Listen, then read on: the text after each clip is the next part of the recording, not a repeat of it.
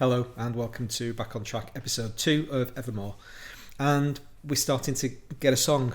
I'll put a link to episode 1, which was really just a sketchbook of various ideas and motifs that I had right at the very beginning, where I didn't know where it was going to go, what direction it was going to go in. And now we're starting to get that sense of a song. It's got structure. I'm going to play it, and it's a little bit sparse, so it's 4 minutes of not an enormous amount of music, but this is the first time we've really approached a song from the ground up. So I want to really put a groundwork down for this is how I do it. I'll write little 8-bar sections, and then I have to listen to the entire thing in context to see how they fit together and to imagine other music that's going to fit on top. So I think it's valuable. Let's give it a go.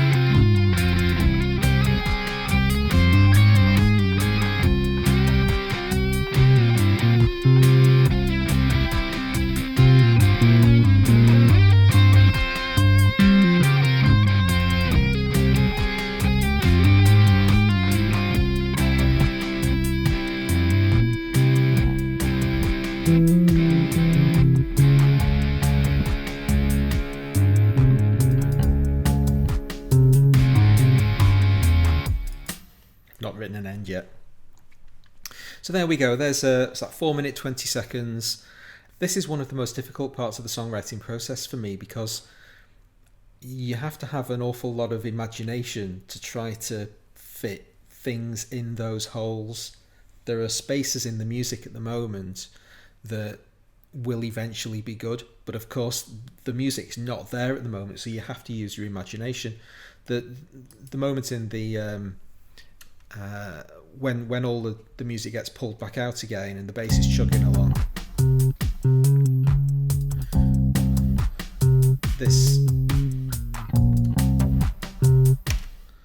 the B flat to C thing there, that's going to be really emphasized, and other low instruments will come in and really give you a boom kind of thing, and it'll be cool, it'll be good. But at the moment, that's just the beginnings of an idea, so it's really difficult to try to get across what those are. But hopefully you can start to see it forming. We don't have the single repeating 4-bar bass line thing that we had in episode 1, and I said I don't know whether or not this will just run for the entire length of the song, or whether or not I'll come up with cool other bass lines that I like as well. Well, I like that more, the sparser version.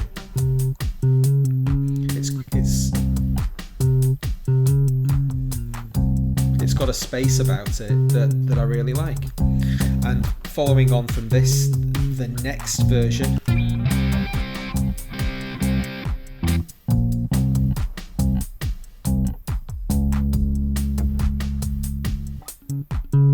I really like that quiet note.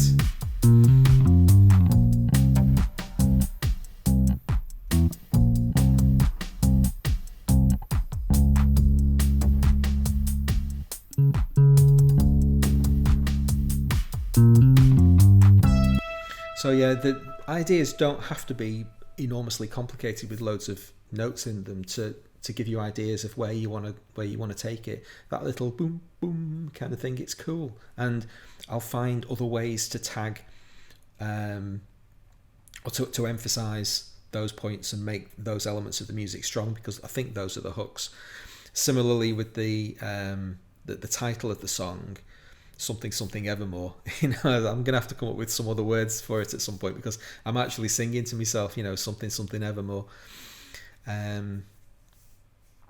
Damn You All for Evermore, which is a kind of taking the song like full on dark mode. I don't know, or whether or not I've not given any thought to the lyrics at all yet.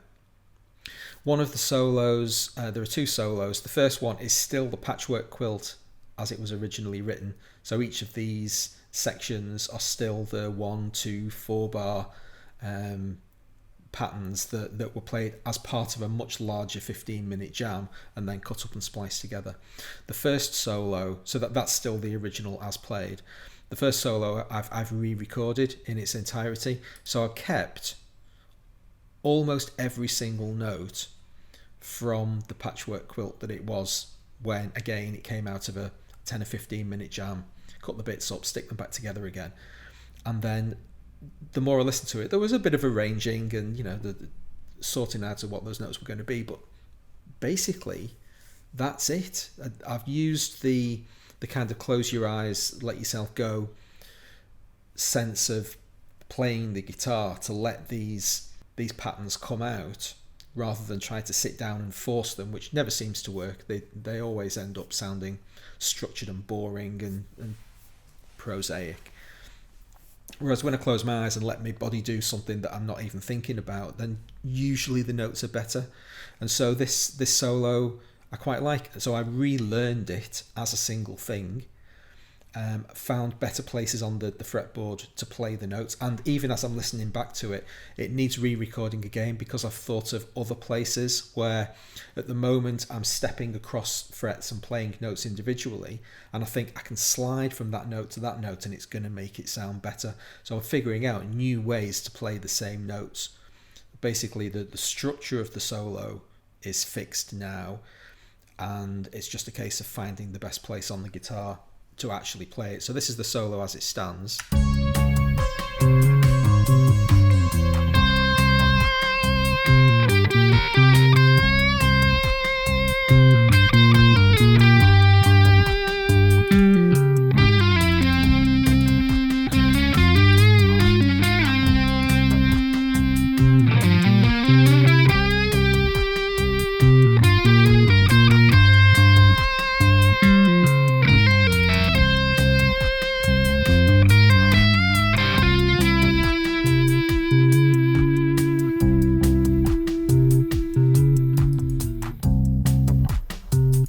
So I think that was one take. I can never quite remember.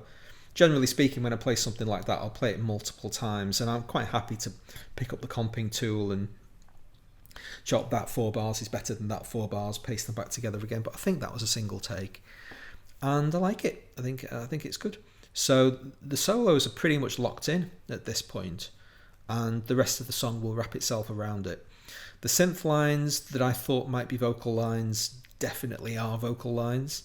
So all of this stuff is actually going to be sung, and these notes will never be heard. Because it's a bit slow and dirgy. I think this is dirgy as a synth line.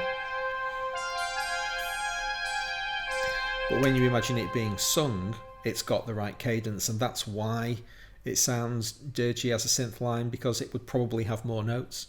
You'd play faster run-ups and differently if it was going to be a keyboard line, but because I know it's going to be sung, I've left gaps for breaths, and I've kept the number of notes down to what I think are going to be right. When I actually start writing the lyrics, all of this is up for grabs. All of these notes are up for grabs, and so I don't want to lock down any of the music around those notes. I don't want to have guitar and multiple other instruments playing a B flat because this synth line's playing a B flat. Because when I come to write the melody line, those notes might change or get rearranged or moved somewhere else. So pretty soon I'm going to start thinking about what lyrics are going to go on this song, and that's going to start locking some of this music in. At the moment it's freeform. The pulsing Juno line that we had, which was just a single,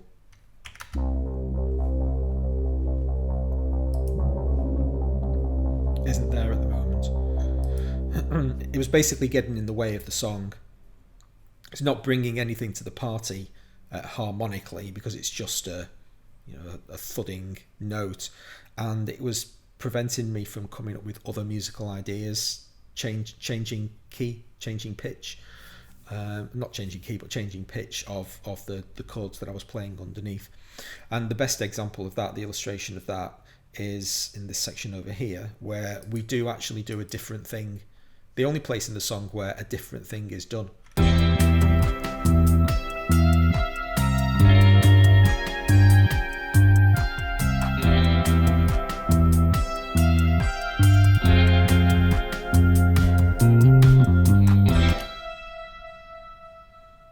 There are some interesting chords in this little pattern here. Let's solo it.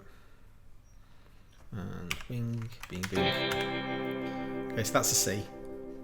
And then this thing here, when I played that note, played that chord, I presumed it was a G minor 7 flat 5. If I just turn this off for a sec. So those notes there are what I'm playing, those 4, which are a G minor 7 flat 5. So I was using Guitar Tutor, as I always do, trying to find interesting chords to play. This one popped out of the fretboard at me. But when I'm listening back to it, I actually think it's a B flat minor 6. It feels more of the B flat flavour than it does the G. And when I'm listening to the melody behind it,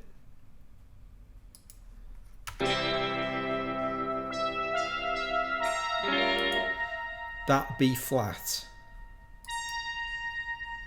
is the dominant sound on the vocal melody that's underneath it. So it's one of those instances where I'm using Guitar Tutor thinking firsts and fifths and fourths and the big daddy chords. So that's what I played. But I actually think it's a B minor 6, not a B minor 7. This one here. Don't know what that really means, but in terms of structuring the sound around it, it's more of the B flat sound. Let's put that over there. Play this again.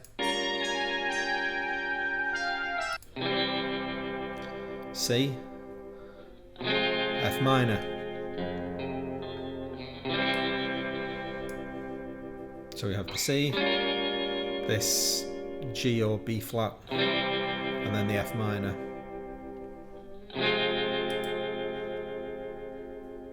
So it's a really nice chord structure. I really like it.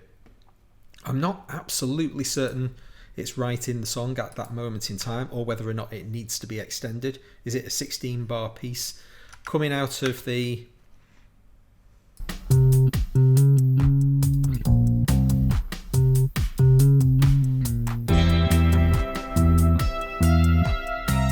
So obviously I need to do a lot of work on that transition. It's not right, and I don't know why it's not right, but it feels like it's heading in the right direction. And then coming out of that, we head back into the main refrain, and then we finish the song off with the second solo.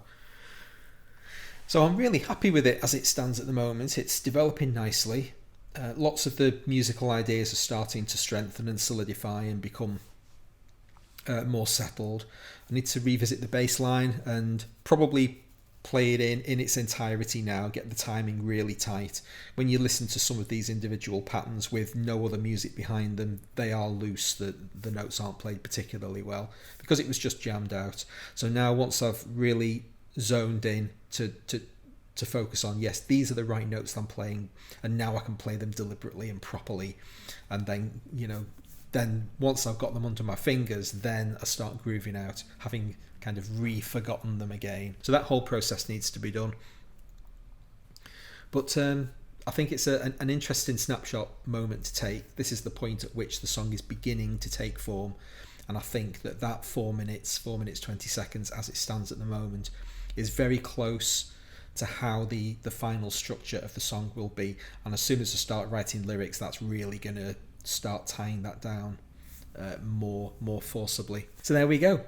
Hope you enjoyed that. Hope you'll follow me and the evolution of this song as we go. Hopefully I'll get some lyrics maybe for next time. That's the next big step to be taken.